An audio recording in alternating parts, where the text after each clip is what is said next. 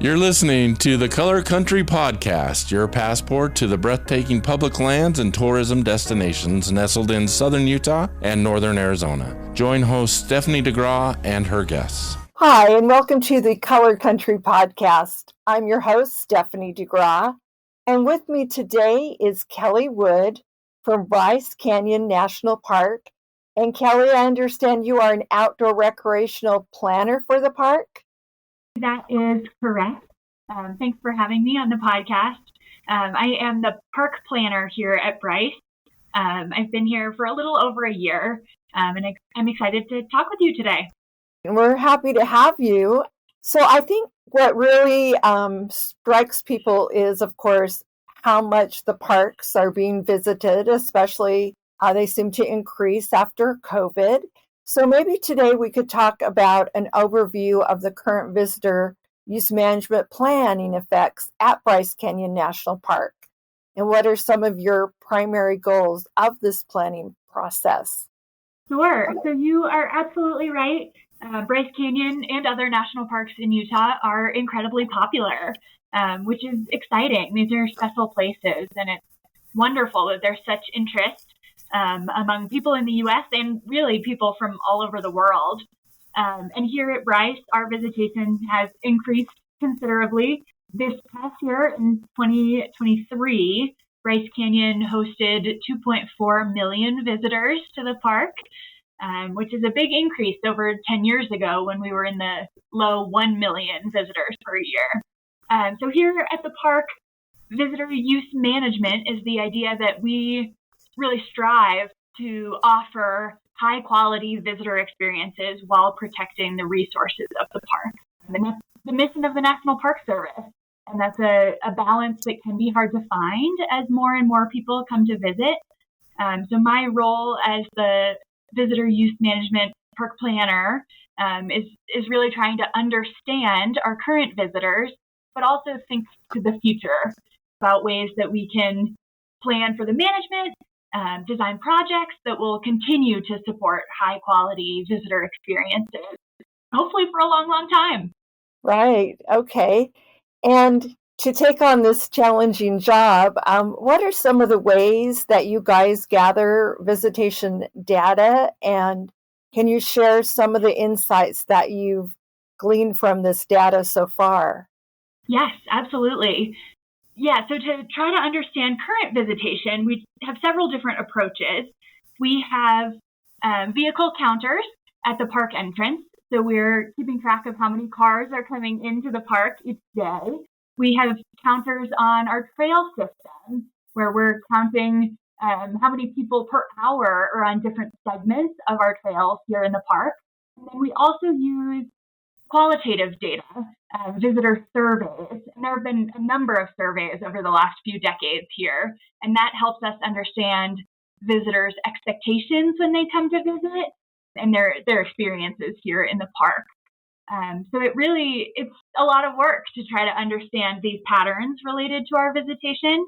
And I feel fortunate that Bryce Canyon has worked closely with universities to acquire some of these devices to count cars and count people, and have sort of been building this system of data collection over many years. Yes, and I think it's so interesting that you guys are not only concerned about the numbers, but I'm really fascinated by the part about people's expectations in this process. And have you seen any expectations maybe that have changed over the years? Like when it was less crowded, was there a certain kind of expectation compared to now, or any new expectations now that you may have noticed? It's an interesting question. And the expectations are such an important thing. And here at the park, we have a really robust communications program, both the park website and the social media information that we're putting out. The park puts a lot of effort into helping prospective visitors, folks who are planning a trip to Bryce Canyon, understand what to expect, understand that it's harder to find a parking spot between 10 a.m. and 4 p.m. Than if you come earlier or later in the day. So a lot of our sort of tools to manage such high visitation in the park relate to giving visitors the information to inform their expectations so that they can plan a trip and know what to expect when they're here.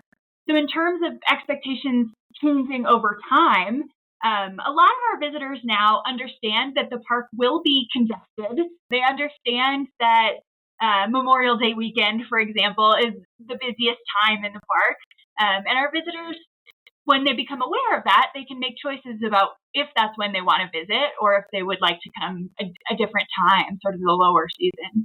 Definitely. And I have to say, you guys have done a great job on social media and those other places, even when you come to the park and you're talking to different rangers, they are helping you understand that we have to, I guess, bring our patience when we're coming to a national park these days and realize that it's not going to be so easy to find that parking spot. And I know that I plan when I try and visit the parks, I definitely avoid the holidays because I know that's when many other people come to visit the parks. Maybe that's the only time they have off work. And so I try and visit the parks when I know there'll be less people there impacting the visit.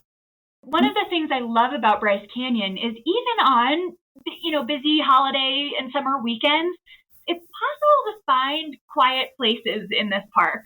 That if you're willing to sort of hike lesser used trails or get out in the backcountry, there are really still opportunities to find quiet and natural sounds and places to enjoy the park on your own. And that's one of the things I really love about this place. So what are some of the key challenges that you anticipate in managing visitor use at Bryce Canyon National Park in the future? Sure. Some of the challenges we anticipate here, in addition to visitation continuing to increase, not as dramatically as it has in the past, but it is continuing to climb a little by little. Another challenge we're facing is aging infrastructure. Here at the park, some of the facilities are 100 years old, and then other critical systems, for example, our park water main is getting to the end of its useful life. So this park is undertaking a big project to replace the park's water system, which doesn't, it's not a visible visitor use management challenge, but it's really integral to being able to welcome as many visitors as we do here in the park.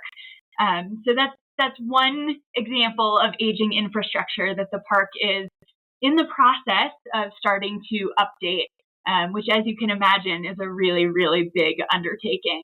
Definitely. And I think a lot of people forget that the history that the park is over 100 years old. Yes, that's right. Last year was the 100th anniversary of Bryce Canyon becoming a national monument.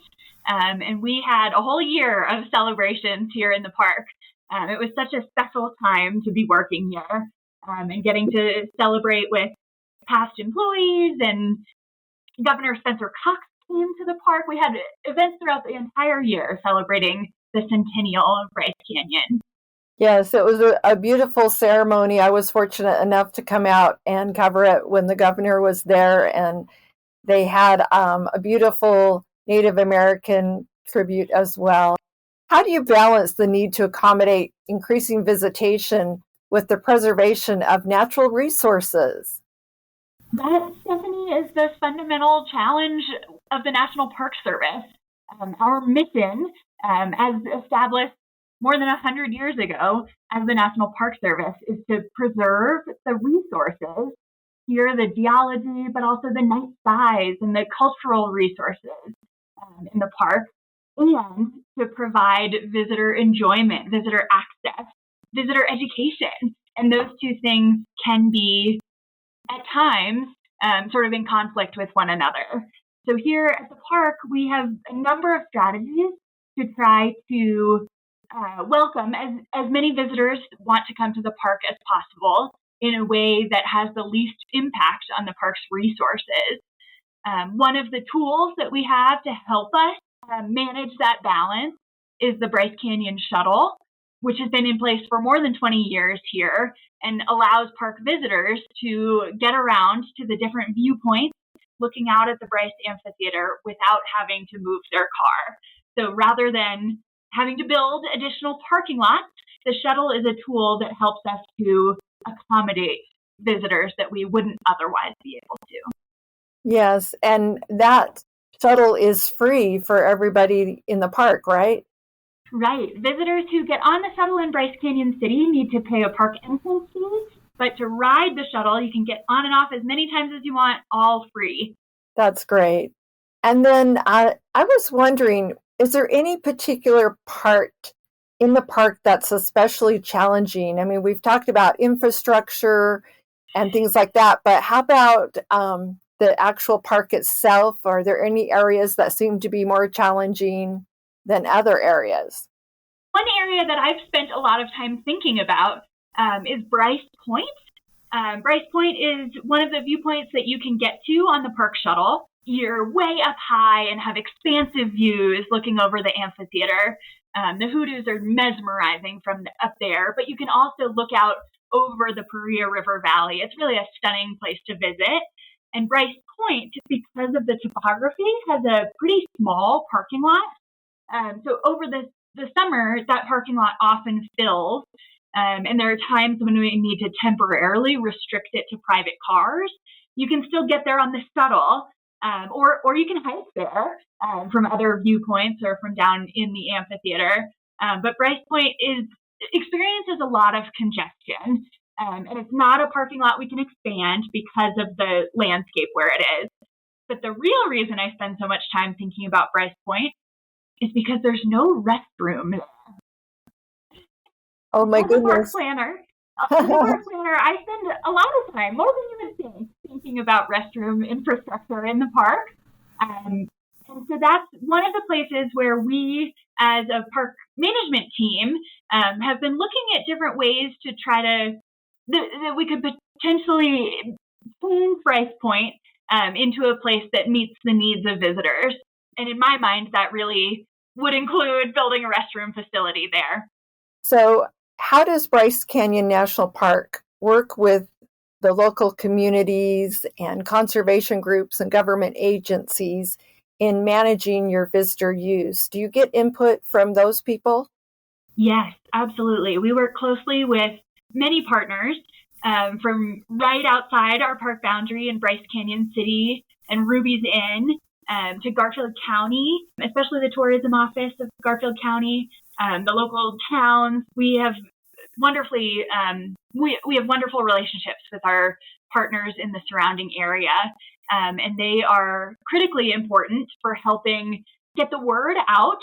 I mentioned earlier about communications, but all of those partners help us to amplify our message to help visitors plan a visit and know what to expect when they come. I'll also share that another tool we have for managing visitor use here in the park is the shared use bike path, which runs from Red Canyon on the Dixie National Forest here through Bryce Canyon City and into the park.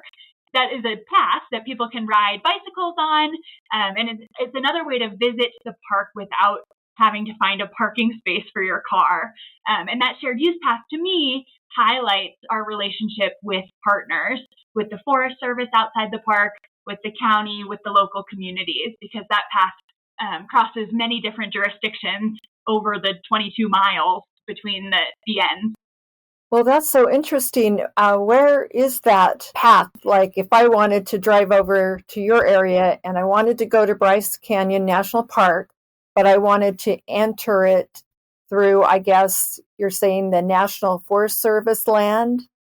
What are some places I could go park and then jump on my bike and ride into the park? Well, you'll have to let me know, Stephanie. I would love to ride bikes sometime in the park. There are a couple different places you can get on the path, depending on how far you want to ride. But many folks will park out in Bryce Canyon City. There's a big parking lot where you could either get on the park shuttle, or right there you could rent a bicycle or get on your bike and get on the bike path and ride it into the park. And I'm excited to share that we are in the planning stages right now of building 2 more miles of the bike trail out to Bryce Point. So earlier I was mentioning that's an area that experiences a lot of congestion, especially in the summer months. And hopefully over the next couple of years, we'll complete the bike path out to Bryce Point, which will give folks another method of transportation to get to and from there. That is exciting. And I think it's amazing how, as a society, we're also trying to move away from being so vehicle dependent and move towards, leaving our cars behind, jumping on bikes and shuttles. And I'm sure that really helps with the congestion in the park. Absolutely. It's a fun way to experience Bryce Canyon, that you can get to the main viewpoints. We've been adding more bike racks in key locations. And just last year, the Bryce Canyon Lodge company started renting e-bikes here in the park. So if park visitors saw the bike path and felt so inclined, they could rent a bike right here in the park to explore that way. Oh, that's wonderful. And I think I probably would like an e-bike more than a regular bike, because when I get tired, the e-bike, right, it can take over for me. Absolutely. And we are at 8,000 feet here, so yes, that's right. We have to remind people that it's quite a high elevation if you're not used to it. Mm-hmm. I was wondering too, talking about different ways you can get around the park, I would be remiss if I didn't ask you about the horse riding in Bryce Canyon National Park. Can you kind of explain in general how that works for Bryce Canyon? Sure. So horseback riding happened here at Bryce for a long time. We've seen photos of guided horseback rides from the 1930s. So there's a really long history of exploring Bryce Canyon by horseback.